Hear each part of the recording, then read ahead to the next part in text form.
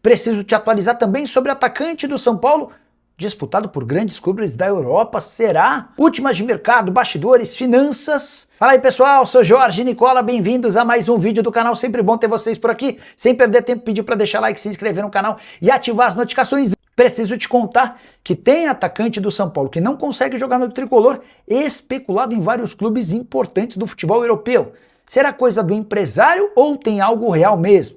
Eu me refiro a Luca, jogador de só 19 anos de idade que pode jogar pelo lado direito ou pelo lado esquerdo. Luca não conseguiu engrenar no São Paulo Futebol Clube como profissional. A verdade é que o Dorival Júnior olha com resistência ao Luca, mas o nome dele tem sido especulado no Porto, no Borussia Dortmund, no PSV e no Ajax. O Porto é o maior interessado, com um projeto para torná-lo uma estrela a médio e longo prazo, seguindo mais ou menos os caminhos do William Gomes. É bem verdade que o William, quando é vendido por 10 milhões de euros, já tinha o papel de protagonista no time principal, algo que o Luca não conseguiu. Até por isso, se o Luca sair nessa janela de transferências, vai render bem menos dinheiro do que os 10 milhões de euros sonhados ou alcançados com o William Gomes. O ponta esquerda, que joga também pela direita, tem atuado no sub-20, mas já fez 16 partidas pelo time profissional do São Paulo na atual temporada. O contrato do Lucas se encerra com o tricolor em abril de 2028 e hoje ele está avaliado em 3 milhões de euros. Você, torcedor do São Paulo, gosta do futebol do Luca? Acha que ele ainda pode engrenar ou melhor seria negociá-lo? O que você pensa? O espaço para comentário está disponível exatamente para você opinar, beleza? O que há de verdade nessa história é de que Mauro Icardi, centroavante argentino com carreira consolidada na Europa, pode virar reforço do São Paulo. A informação foi divulgada pelo jornalista argentino Nahuel Ferreira. Ele afirma que o São Paulo demonstra interesse na contratação do atleta e mais, que o Icardi vê com bons olhos uma transferência para o futebol brasileiro por conta de questões familiares. Só para contextualizar, o Icardi tem 33 anos de idade e nunca jogou profissionalmente na América do Sul, nem no país dele, na Argentina. Ele fez as categorias de base pelo Barcelona e passou a rodar por vários clubes da Itália e da Europa. Sampdoria, Inter de Milão, PSG, até chegar ao Galatasaray. Foram 3 temporadas no futebol turco com números até 4 temporadas no futebol turco com números até interessantes. A última temporada, de 47 jogos, 16 gols e 3 assistências, ele foi reserva em parte do ano, mas sai pela porta da frente e super elogiado por torcedores do Galatasaray. Hoje ele tem uma oferta para seguir num outro clube da Turquia, além de 3 outras ofertas de times de outros países da Europa. Salário do Icardi, 3 milhões e meio de reais por mês. Todas as ofertas que ele tem em mão são cifras inferiores. Mas e o São Paulo tem chance de contratar o Icardi? Antes de gravar esse vídeo, consultei uma pessoa próxima ao presidente Arry Macês. E essa pessoa assegurou que não há capacidade financeira para fazer um investimento desse tamanho e que o Icardi nunca foi debatido internamente. Se o São Paulo não consegue chegar a 1,7 milhão de reais por mês que o Caleri pede, o que dirá de bater algo próximo a 3 milhões de reais para contar com o Icardi? É óbvio que o Dorival Júnior e todo mundo gostaria de ter um jogador desse nível, mas o São Paulo não se sente capaz de se aproximar de cifras tão grandes e ninguém sabe ao certo de onde surgiu tal especulação. Você gostaria do Icardi no Brasil? O fato dele estar livre no mercado seria um facilitador para que o seu time o contratasse? Use o espaço para comentário e opina. Só não esquece de deixar like e se inscrever no canal. Boa noite, Nicola. Com essas contratações, o São Paulo ainda vai contratar? A tendência é que não, tá, Silmar? São 4 reforços, um oficializado e anunciado, o Vitor Sá. O segundo assinado, o Newton já assinou o contrato até dezembro de 29. O terceiro, Domingos Duarte, que é esperado nas próximas horas em São Paulo para realizar exames médicos e assinar contrato. O quarto, Aurélio Buta, lateral direito, nascido em Angola, naturalizado português. Jogador que disputou as últimas 3 temporadas no futebol alemão. É bem verdade que não foram 3, né? Ele ficou emprestado por 6 meses na Dinamarca, onde foi mais reserva do que titular.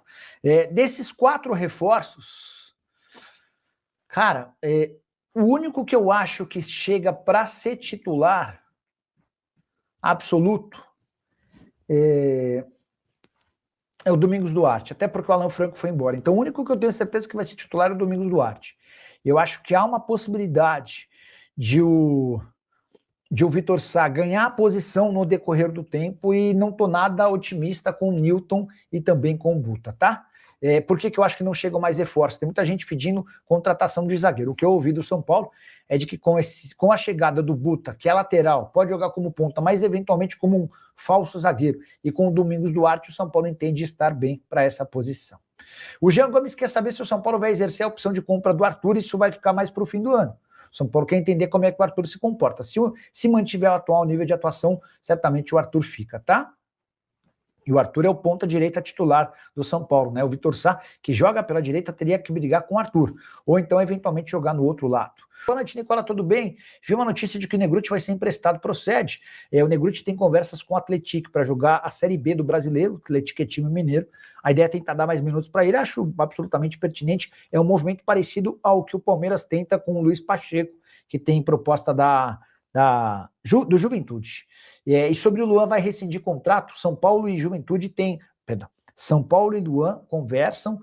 Para falar a verdade, o São Paulo tenta se livrar do Luan desde o ano passado. No começo desse ano, o São Paulo chegou a sugerir o Luan como contrapeso numa negociação que envolveria o lateral que foi contratado pelo São Paulo lá do Mirassol, o Lucas Amon. O Luan é que se recusou a jogar no Mirassol, tá? Só que o Luan já percebeu que não vai ter espaço com o Dorival, como não tinha com outros treinadores. Então o que os caras estão discutindo é uma rescisão de contrato amigável para que o Luan busque um novo clube. Existe a possibilidade até de o São Paulo ficar com um percentual de uma venda futura. Sobre o Coronel, ele foi alvo de uma oferta da Major League Soccer, mas preferiu ficar no São Paulo, mesmo na condição de reserva. Icardi tem propostas do futebol turco, ele tem uma proposta do futebol turco, certamente de um time menor do que o Galatasaray, e 3 propostas de outros times da Europa. Tá? Esse papo de que o Zenit quer contratar o volante Bobadilla, confesso que achei os números todos meio estranhos. São Paulo teria recebido uma oferta de 10 milhões de euros, ou mais ou menos 60 milhões de reais, mas teria pedido 20 milhões de euros para fazer o negócio.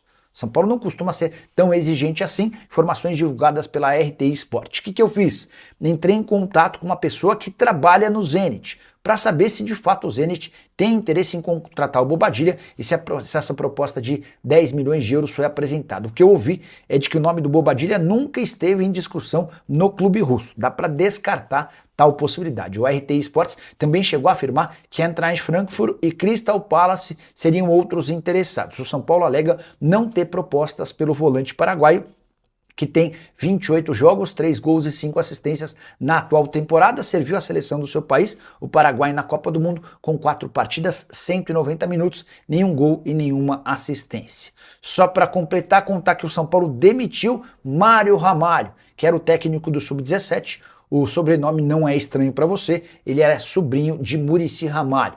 O Mário havia chegado ao São Paulo em 2019 e também passou pelas categorias Sub-13 e Sub-15 antes do Sub-17. A saideira do tricolor, o São Paulo acertou a rescisão do contrato do goleiro Yang, de 24 anos de idade, que vai jogar no Portimonense. O tricolor libera o atleta de graça e fica com 20% do valor de uma venda futura. Através das suas redes sociais, Wagner Ribeiro, empresário do Yang, detonou o São Paulo e mais especificamente Carlos Belmonte, afirmando que não tem a mínima lógica contratar para ser segundo goleiro do São Paulo alguém como, por exemplo, o Coronel, que havia sido dispensado do futebol dos Estados Unidos e chegou para ganhar 4 vezes mais do que o Yang. Segundo Wagner Ribeiro, o goleiro que está deixando o São Paulo vai desempenhar no exterior um futuro tão brilhante quanto o do Ederson, que passou pela base do São Paulo, e quanto o Perry, que chegou a ser cotado para jogar na seleção.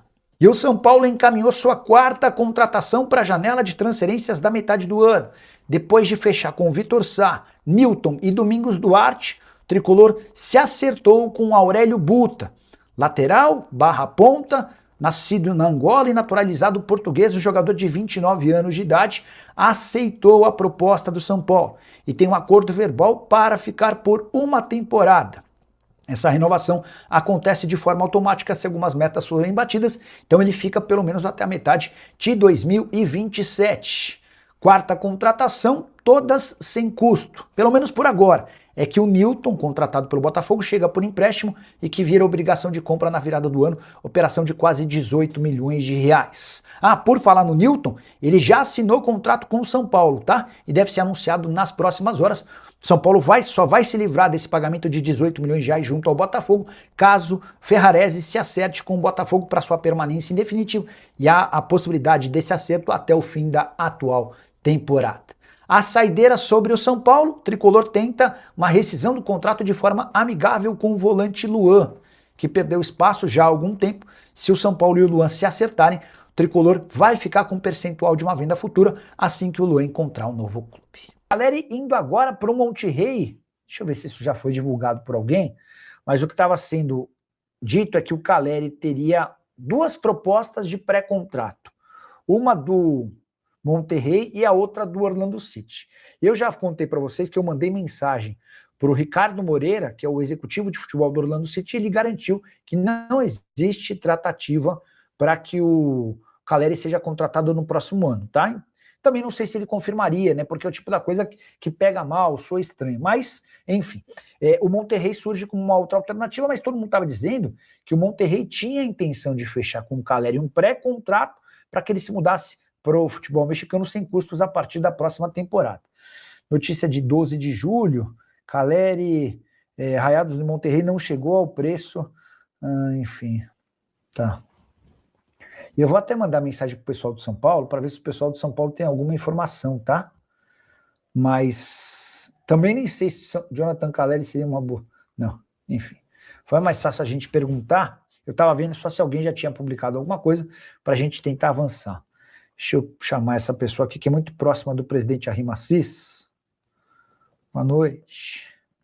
Tudo na paz por aí?